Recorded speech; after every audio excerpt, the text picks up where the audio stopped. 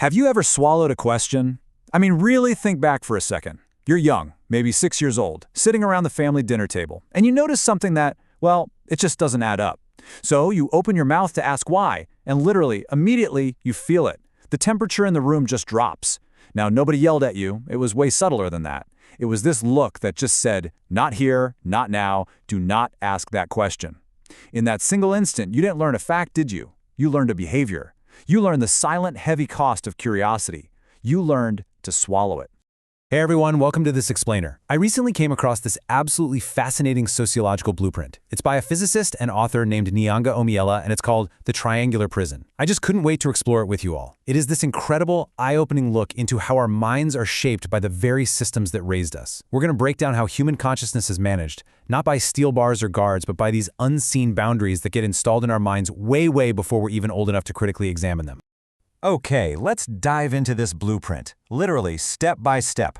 We'll start with the invisible prison itself, then examine its 3 walls, look at the mortars that bind them, explore what happens when love becomes a lock, and finally, look for the escape route, the fire versus the ashes.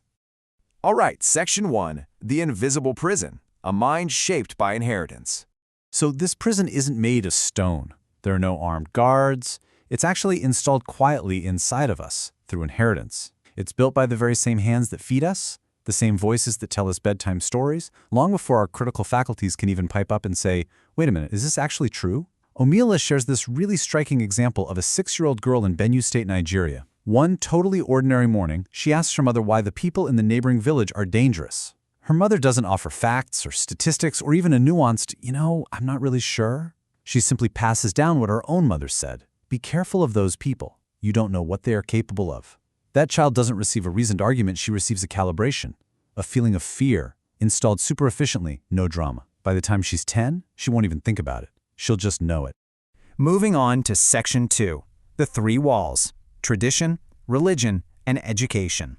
Let's move to and see how this builds. What is the actual physical structure of this mental prison? Well, it's formed by 3 massive institutions that basically define our reality. Number 1, tradition. Number 2, religion. And number 3, education. Let's look at how each of these operates when they are captured by institutional power. First up, captured tradition. And honestly, it's pretty wild when you really think about it.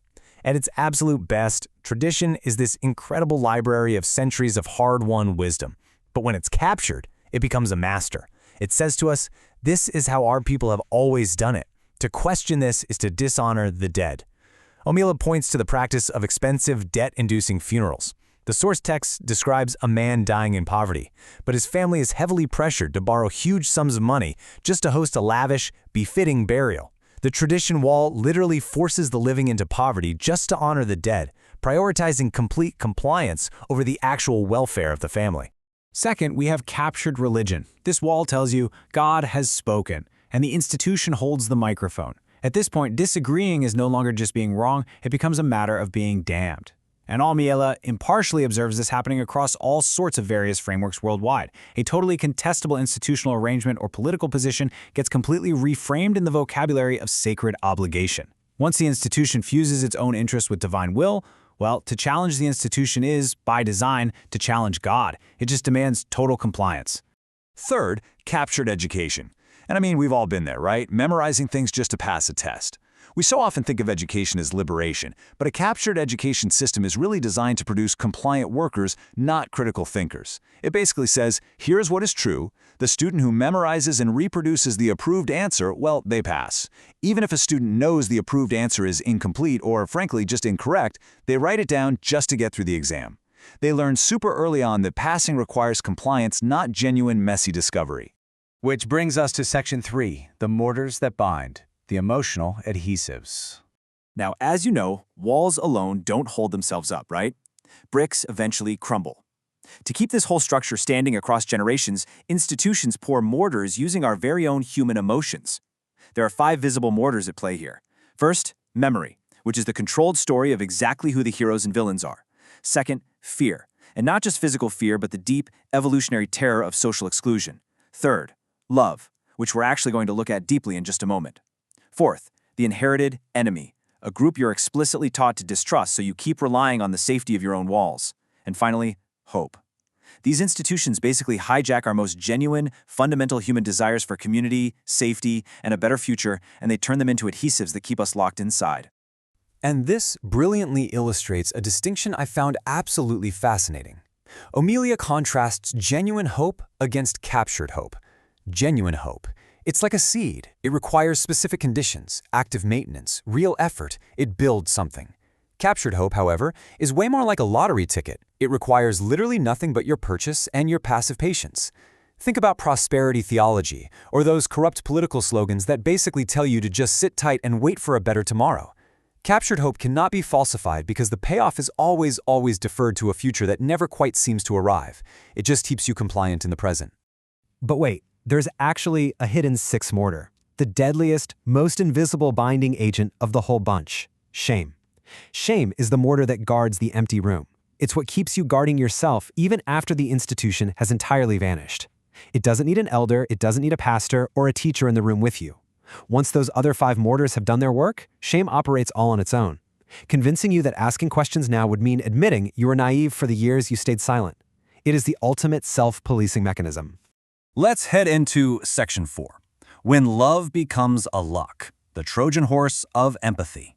So this brings us to a bit of a plot twist in the framework. Because you see, this prison wasn't built by cartoon villains sitting in a lair plotting our demise. As the quote from the text says, most of the people who maintain the prison love you. We really have to validate the good intentions of our families and our elders. The grandmother who tells her granddaughter not to marry outside the tribe, or that mother who silences her child's innocent question, they are very often transferring survival tactics for a dangerous world. They've seen the high cost of non-compliance. Their warning is truly an act of love, but that very love effectively converts into a lock, becoming the prison's most incredibly durable material. Amelia points to Mariam Abbas's novel So Long a Letter to show us exactly what this looks like when it's fully installed, and it's truly heartbreaking. There's a character named Ramatullah who finds out her husband has taken a second wife, who happens to be their daughter's school friend, without any warning whatsoever. And what does Ramatullah do? She smiles. She serves tea to the men who brought her this devastating news. She forces herself to check her agitation because the tradition wall has taught her that this exact reflex of compliance is called dignity. She was taught this by women who loved her, women who had learned the incredibly steep price of not smiling. All right, Section 5, the fire versus the ashes, the escape route. So the crucial point is, how do we actually get out? We've mapped out the prison, but now we need the door. To escape, you have to distinguish between the fire and the ashes. The fire represents the genuine warmth, the true purpose, and the utility of human institutions, the real knowledge, the real community support. The ashes, on the other hand, are the institutional control mechanisms left behind after that original purpose has been corrupted into a tool for mere compliance. Omiela reminds us that you do not have to discard your culture or your faith or your education. You are completely allowed to take the fire and leave the bricks. What does that fire actually look like in action? Well, within tradition, there's the Nembi practice of Tiripaga in the Niger Delta. That's where a community pools their money to share funeral costs, proving that tradition can absolutely serve the living rather than extract from them. In religion, it's the underfunded mission hospital providing free care to the poor without attaching a heavy sermon to the stitches. And in education, it's the teacher who, instead of demanding strict rote memorization, answers a student's unexpected questions with more questions, encouraging a deeply examining mind. This brings us to what I truly think is the ultimate tool for liberation: conscious inheritance. It's not about rebelling just for the sake of rebelling. Actually, it's the standing, daily practice of actively auditing your own life. It means looking at a tradition, a belief, or a deep-seated fear and asking yourself, did I choose this, or was it mixed for me? It empowers you to test whether a practice still holds its original helpful purpose, the fire, or if it's really just the ashes of institutional control. And that leaves us with this final, lingering thought. Freedom was never just the absence of walls.